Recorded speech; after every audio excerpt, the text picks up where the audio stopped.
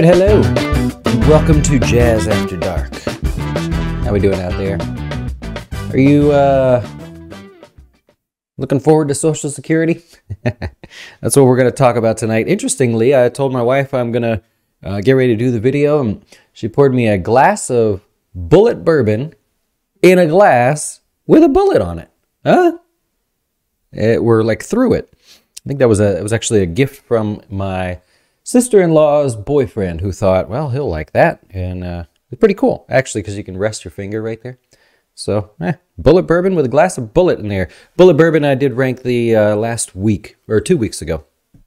I do enjoy Bulleit bourbon, especially in a good old-fashioned where it's not too sweet and you let that Bulleit come through. Let's talk about Social Security here.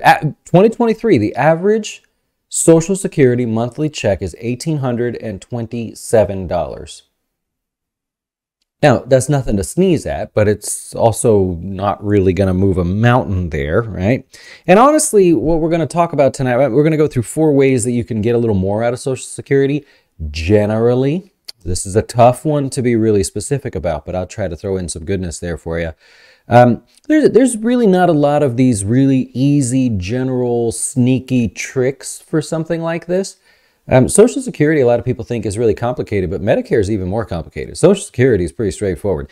From the ages of 62 to 70 at the moment, you just got to make a decision. You can even change your mind. Did you know that? You could file for Social Security, and within 12 months, you could say, no, take it back. I'll wait another year and get a higher amount. You have to pay back everything they sent you, of course, but that's a separate topic. So there's really no trick tonight, but I'll give you a few ideas and thoughts.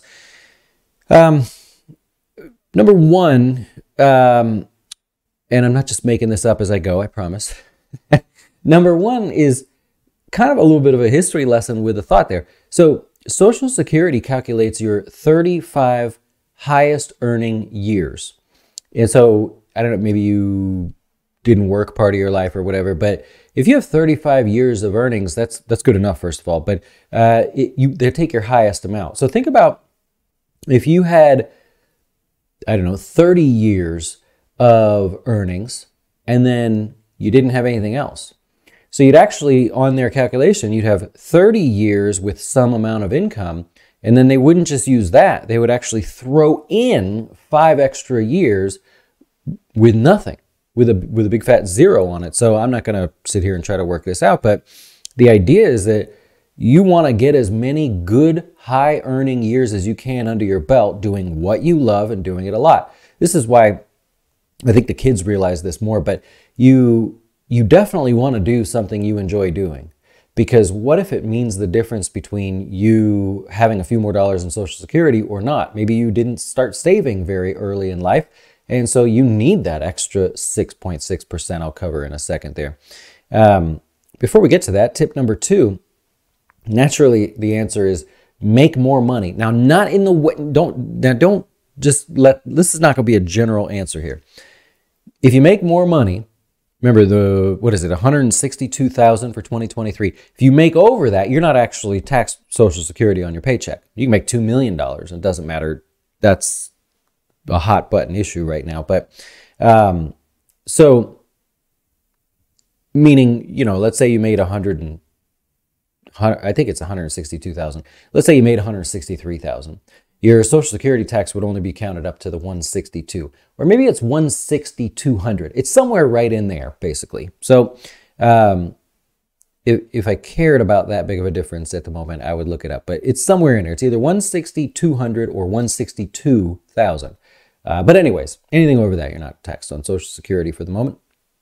Now, when I say work more or earn more, I don't mean go work more hours, get a higher paying job. That's a silly thing to tell somebody. You know what I mean? It'd be like telling me, go make more money. I like what I do. No, right? I mean, I could go work for like a non-fiduciary and, probably sell some stuff and make more money, but no, I like what I do. So I can't give that advice to somebody. But what I can tell you, this happens a lot, actually. I'll even think of a few people and what they do for you. A lot of people get close to retirement and they realize, I might stop doing what I'm doing, but that's because I'm going to do a little bit of something I really enjoy doing. And so that's part-time income. Well, that counts. That's taxable. That's Social Security, or gets counted towards your Social Security calculation. So make a little more income and consider, as you get a little older, maybe there's that thing that you want to transition into that's not full retirement. Case in point, got a husband and wife, and they make the coolest out of various types of wood, but they make wooden chess sets. I mean, quality like you wouldn't believe, and it's handmade, and for people that love chess, I mean, it's a freaking collectible. And so they only do like 1 or 2 every 6 months. I mean, it's really that kind of high-end stuff. But they make a little money from that. And that's what they're going to keep doing in retirement. They want to expand into a few different other things there. I have a client down here who rents jet skis. He literally has 2 jet skis, and if you call a number on the side of his car, I'm guessing, he'll go drop off the jet skis to you, give you a crash course, no pun intended, and you can rent them from him. He doesn't rent them out all the time, you know what I mean? But he makes extra money by renting out his jet skis on his own and just has enough business. Now, we're in Florida, so you can understand that. I have a client that has a large piece of property in kind of the border of Virginia, and they do the tiny house thing. So they just got a bunch of tiny houses. They just build one here and there, and then they rent them out, make a few bucks there. I've got a guy that makes, now he's not quite close to retirement, but he makes the stuff for cornhole, the game, whether it's the, the thing that you land the corn on that has, the hole, or the bean bags and stuff. He's kind of like a distributor for it, but he makes a lot of these parts. He makes a little extra money there. I got a client that's about to retire, actually, that does a bread route. He's done this bread route. It's his own. It's not a franchise. It's his own route that he does through the bread company. He does it early in the morning, just loves to get up early, does his thing, and then he goes to his real job, which he's having a hard time deciding if he wants to quit. The point being, those 2 incomes count together. Make some of that money from the bread route, the cornhole, the tiny houses, whatever you're doing, and you have your job. So that, all of that, if you have that passion, consider doing something like that. For the kids out there, which I doubt are watching this video, I don't know many retirees, and we have thousands of clients all over the United States.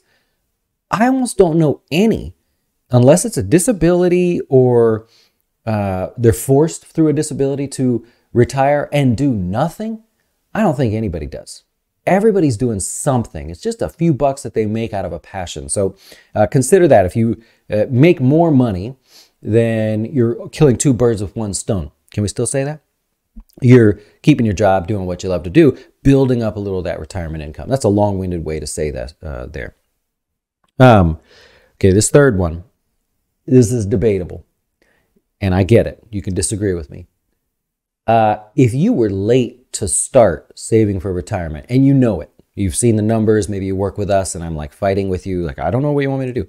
Or maybe you're in that spot. Report every ounce of your income. I mean, if you go garage sailing and you make $100 flipping something that's popular with the kids, report it. Pay tax on it. I know it's debatable there, but this all counts towards your income in those 35 years. So if we know that we're going to need to lean on Social Security a little bit more than you might have wanted to, then let's make sure that number is at least as high as we can possibly get it. And tip number 4 is, and this is not my saying, I don't remember, it's a guy, I don't remember the guy's name that did this. He wrote a book about retirement. And he said, use Social Security as your longevity insurance. Meaning, take it later in life and just use it in case you happen to live longer than you were expecting. I know that's a tough thing to talk about there. In general, you've got from age 62 to 70 to start taking your money. In general, right? I can't say that enough here. If you delay it as long as possible, then you're getting more. For every year you take it earlier, I just mentioned a minute ago, it's 6.66% now, less dollars. So over the course of your span between 62 and 70, that's almost 70, no, it would be over 70% more money that you're going to get if you wait until age 70. Now, I say that this is general because I can literally pull up tons of different scenarios for clients who their best bet is to take it as soon as possible, right? And that's just because of the tax that they're going to pay if they wait and it works out. But generally speaking, maybe that's what you do. Maybe you just delay it a little bit, get a little bit extra premium there, and you say, well, I don't really need the money to live off of now. I'm 62, 63, 64. But in case my health is like, I'm a 65-year-old that feels like I'm in a 20-year-old's body, right? Don't come to Florida if that's what you want to do. People down here, by the way, when they come down here, they get older faster. Tell me if you know what I'm talking about. They get older faster. Someone who's 70 years old in Florida and 70 years old in Ohio, they're two totally different people. You'd think that person's a damn 40-year-old. The 70-year-old in Florida acts like they're 90 years old. And I don't know what it is, but that's a true thing. That's not a myth. Anyways, consider taking your Social Security a little bit later. So number one, remember that Social Security uses the 35 highest paying years. So that you don't want to have a lot of years where you don't have any income if we're counting on Social Security there. Do what you love, right? Which brings us to tip number two, which is making more money doing what you love if your day job is not doing what you love. And use it as a way to start supplementing what you may take in retirement. And promise you, there's almost nobody that I can think of that retires and they don't do anything. Right? All the kids that want to retire when they're 50, you're going to do something, right? So might as well make a few bucks with it there.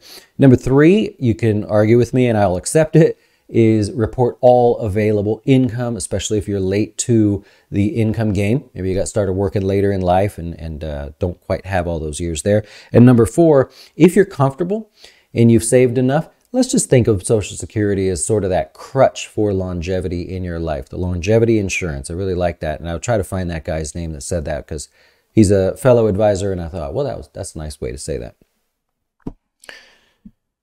Okay. What else do we got here for you today? I think that's about it, huh? Kind of a quick one here today, but a different way to look at it, hopefully. And we covered general. We covered things a little bit more detailed there.